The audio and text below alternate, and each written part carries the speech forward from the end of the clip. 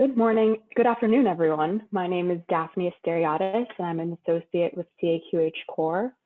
Welcome to our Core Recertification webinar. We have a lot to cover during this session. We'll start off with an overview of Core Recertification, and then we'll walk through the recertification process and timeline. Finally, we'll conclude today's session with a questions and answers period. Our two speakers today are Core Senior Manager Taha Anjarwala and Core Senior Associate Adam Nichols, who most of you have probably spoken to in the past. Taha has been on the Core team for over 6 years now and oversees our certification program and manages several operating rule development work groups.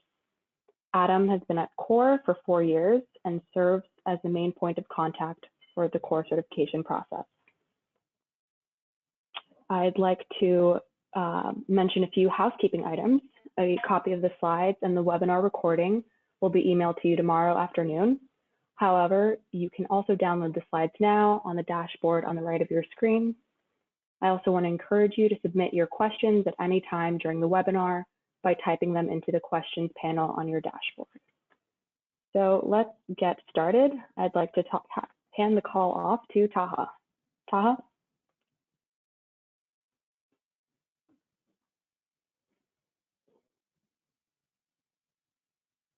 Hey everyone, can you hear me? Yes. All right, perfect. Thanks, Daphne. First of all, thank you all for joining the webinar today. Before I dive into the topic of recertification, I'd like to provide a quick overview of core certification, just in case we have people on the call that may be new to the certification process or may not be familiar with the certification program. So as a little history lesson, CAQH Core began developing operating rules in 2005. And since 2007, operating rule implementers have had a means to voluntarily validate and demonstrate that their systems are in conformance with the rules through core certification. The certification program was developed by industry for industry through a transparent multi-stakeholder process, which is the same rule development process as the operating rules go through. The core certification program is designed to ensure that IT systems and products are really aligned with federally recognized and industry developed operating rules and supporting standards. Currently, certification is available across all sets of published operating rules that include transactions such as eligibility, claim status, healthcare payments, claims, prior authorization, benefit enrollment, and premium payment. Certification testing is a key component of the certification program, which not only requires adherence at a policy levels, but also requires organizations to validate conformance to transactions via transaction-based testing using data content, connectivity, acknowledgements, and response times via a third-party testing vendor. So on the next slide, one of the primary reasons as to why an organization chooses to pursue certification is really to ensure conformance with federal mandates and to ensure that they've implemented and are using the standards and operating rules as they should be used. Adherence to these administrative simplification provisions can really benefit the industry at large. And you can see on the slide, there could be a potential for $13.3 billion in potential cost savings according to the CAQH index. So as such, CMS has really stepped up and has engaged the industry via enforcement activities to really ensure adherence to HIPAA transactions, code sets, operating rules, and unique identifier standards via compliance reviews and evaluation of complaints submitted via their asset tool. CMS publishes quarterly enforcement statistics to its website, and in Q3 2020, 24 enforceable complaints were received and were investigated. Core certification and recertification is really positioned to help organizations assess, document, and certify conformance with those federally mandated standards and operating rules, which really help build confidence at the organizational level in the event of the audits that I mentioned. Certification is like using TurboTax. You go to you use one of these tools such as TurboTax, H&R Block, or go to an accountant to help you with your taxes. And it's really good practice to find somebody outside of your organization to check your work to make sure you did it right. And core certification is, think of that as that kind of check for operating rules and under implementation of standards. And as I dive more into recertification, recertification helps you ensure your IT systems are up to date over time as your own systems are upgraded or as regulations change, standards are updated or operating rules are updated over time. So on the next slide, so why is recertification important and why should I recertify? In 2019, the core board approved recertification as a requirement for organizations to maintain their certification status. And also they wanted to ensure that your core certification aligns with the new operating rule structure that CAQH Core has moved to away from a phase-based approach to more transaction-specific rules. So until this year, core certification reflected a single snapshot in time. So in fact, some certifications are more than 10 to 12 years old, and by requiring organizations to routinely recertify their compliance with applicable operating rules, we can ensure organizations are adhering to the most recently updated rule requirements, and recertification will help support market needs over time as operating rules are updated, technology evolves, mergers and acquisitions occur, and health IT systems are upgraded. Just so the few and many reasons as to why Core has made this transition and launched recertification. So as part of the launch of recertification on the next slide, there are several key policies to keep in mind in terms of how recertification may impact your organization.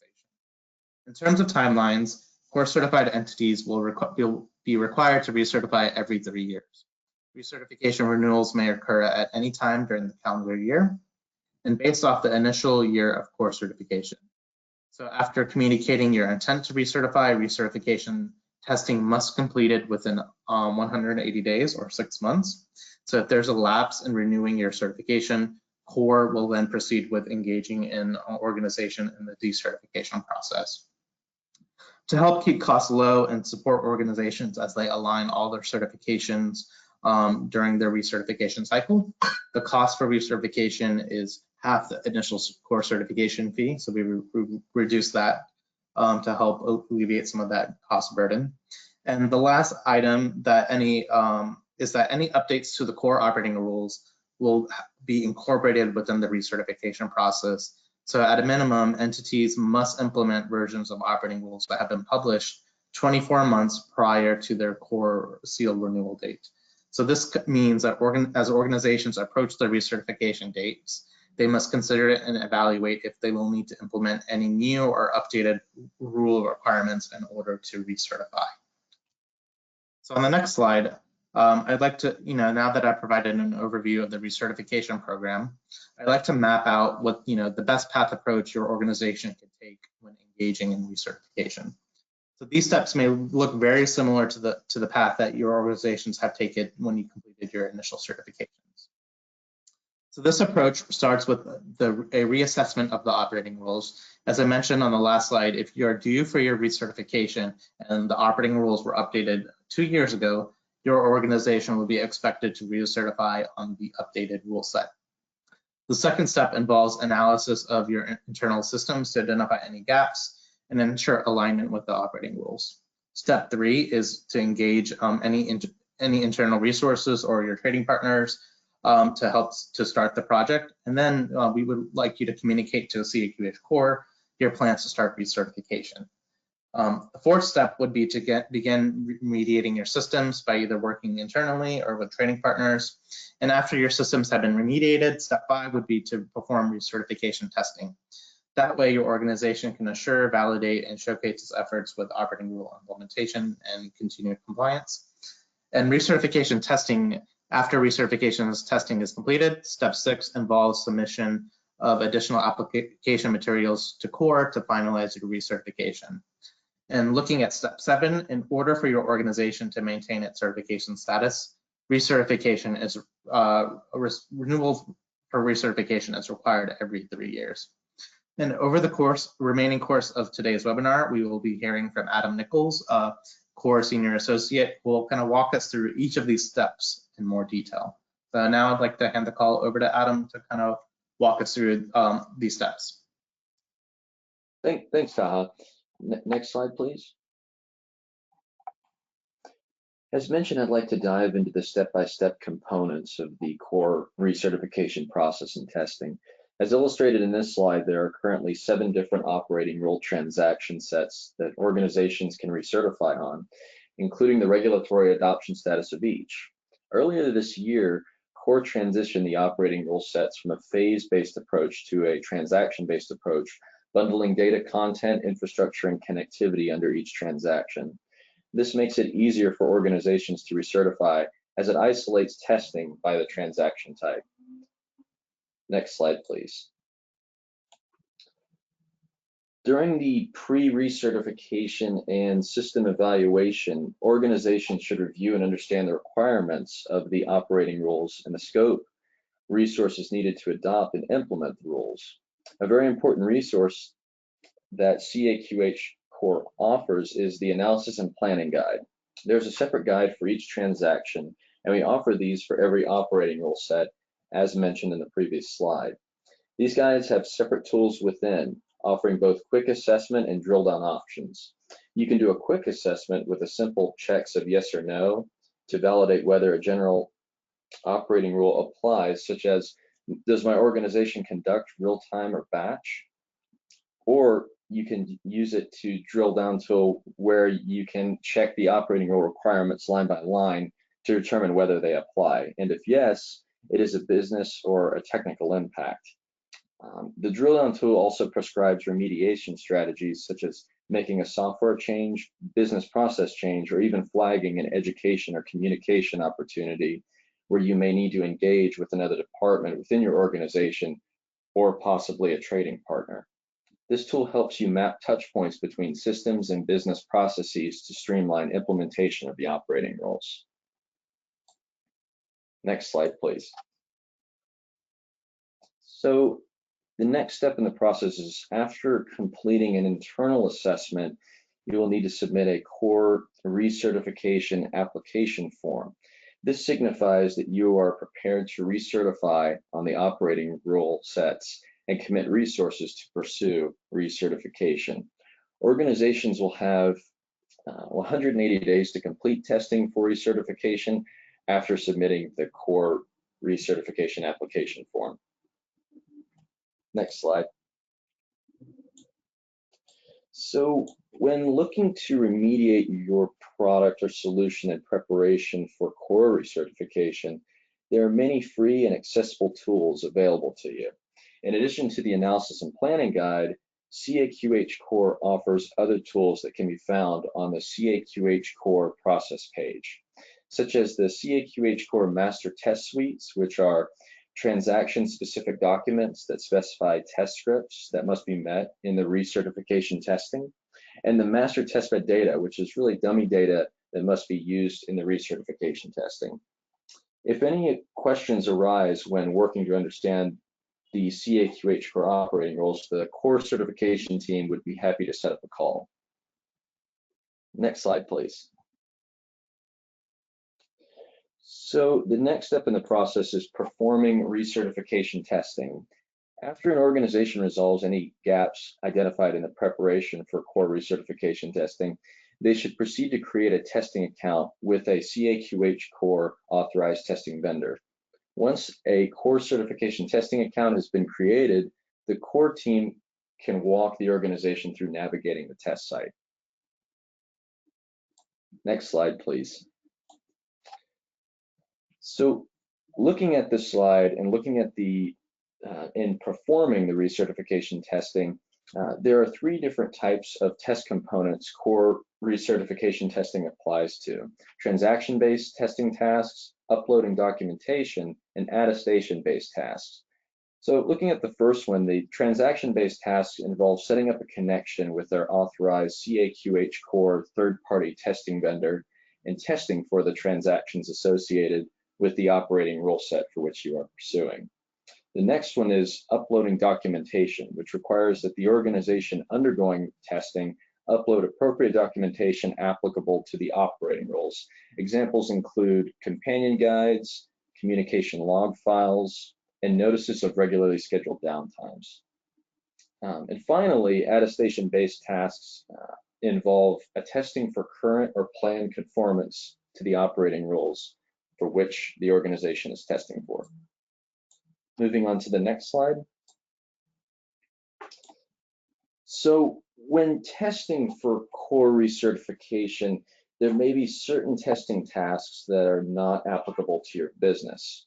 If a task does not apply to your business, you can add an explanation as to why this task would be out of scope within the notes and comments section of the specified task. In this example, an organization would be using only the username and password authentication for their product or solution, and would need to indicate that the X.509 digital certificate authentication is out of scope for their business.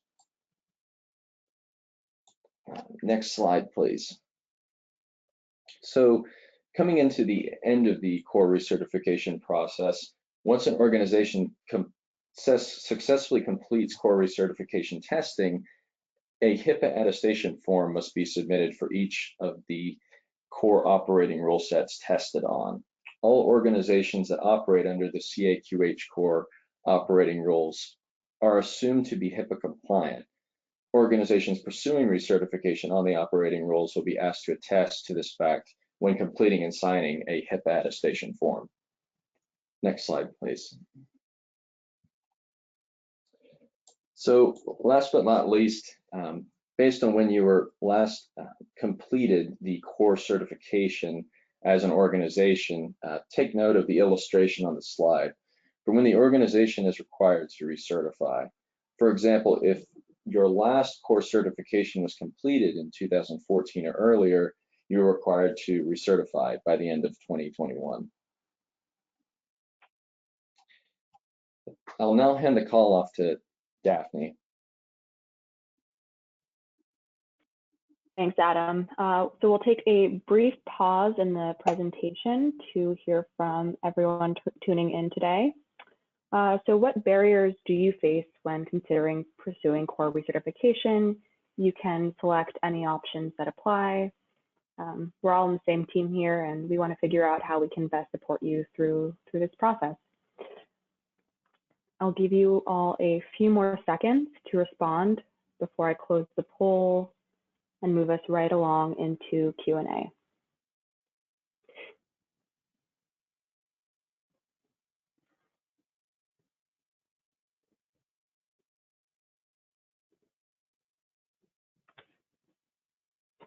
Thanks, everyone.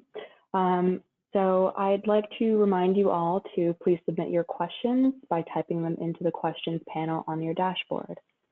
With that, let's dive into our first question. So my organization is up for recertification next year. How will the updated connectivity rule and new value-based payments rules affect this process? Will testing be available immediately? So Daphne, I can answer this one.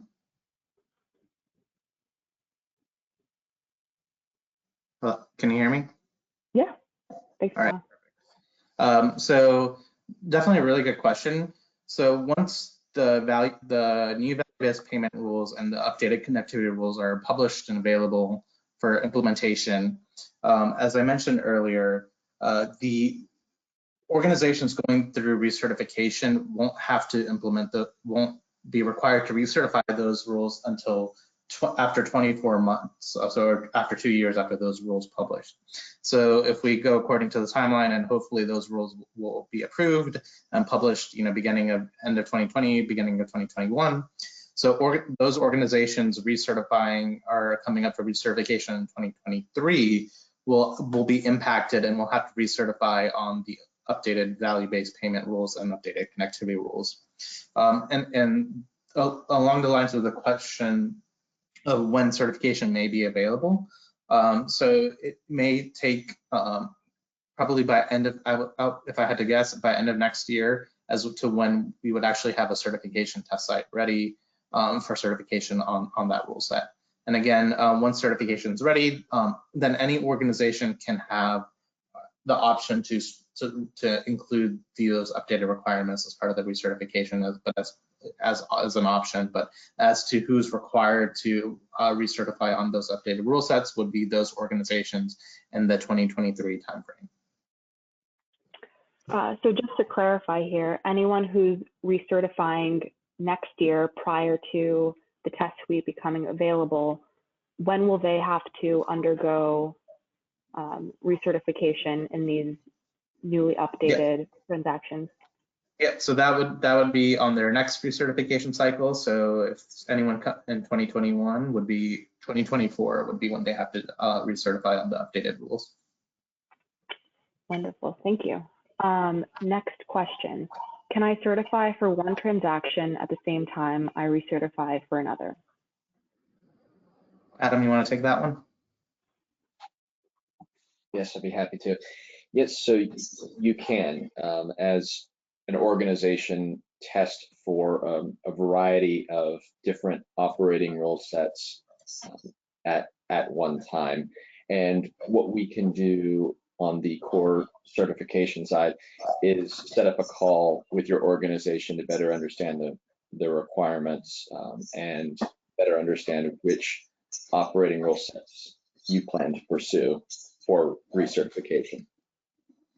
And additionally, as we've started holding recertification calls with different organizations, a lot of organizations have expressed interest in not only recertifying on their existing rule sets, but looking at, since they're already planning and dedicating resources to recertification, looking in to see initial certifications on some of our more recently published rules, such as prior authorization, healthcare claims, to expand their certifications. Thanks, both of you. This segues well into our next question. Should we expect a plan for additional costs to engage with a trading partner vendor to recertify core certification on top of the recertification fees to CAQH? Great question. So as far as the fees go, the cost is for the initial the recertification fee, and testing. Recertification testing remains free with Edifex, our third-party testing vendor.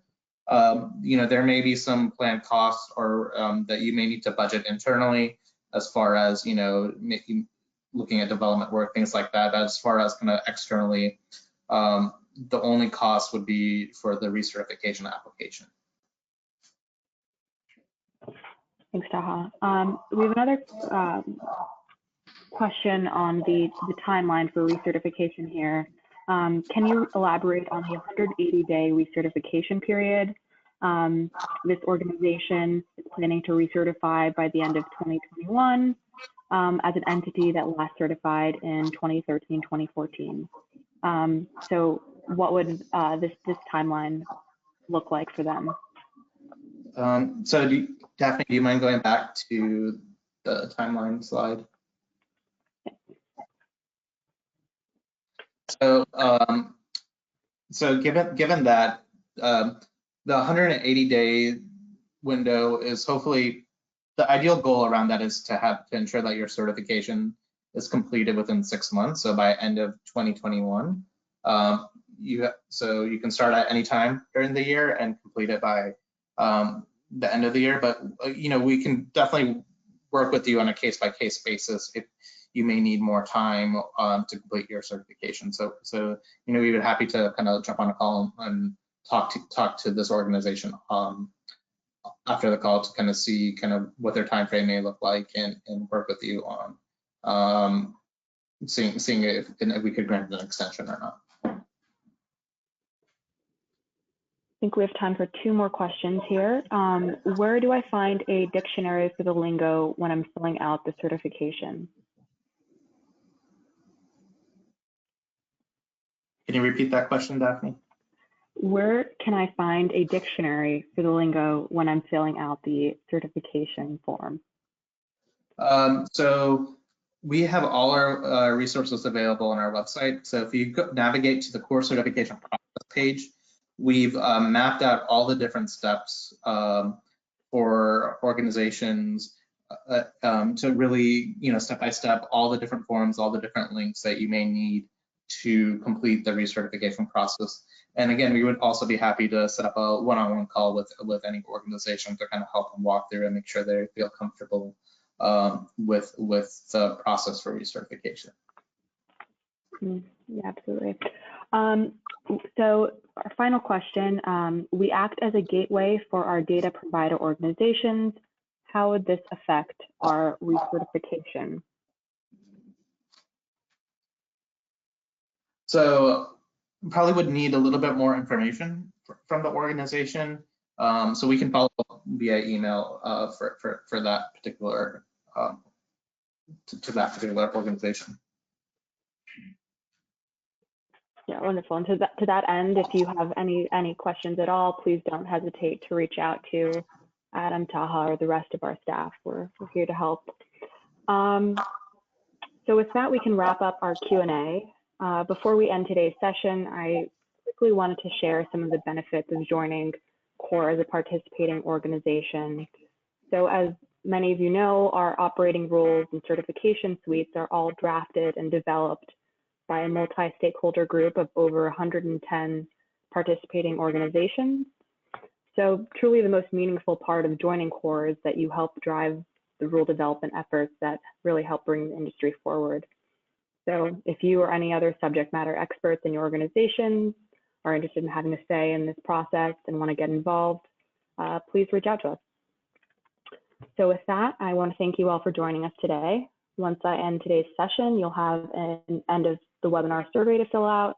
I know we went through a lot of time today, a lot of different timelines. We want to hear your questions and feedback. And so feel free to reach out to us at core@caqh.org if you would like any more information on certification or any other CORE activities. Have a great day, y'all.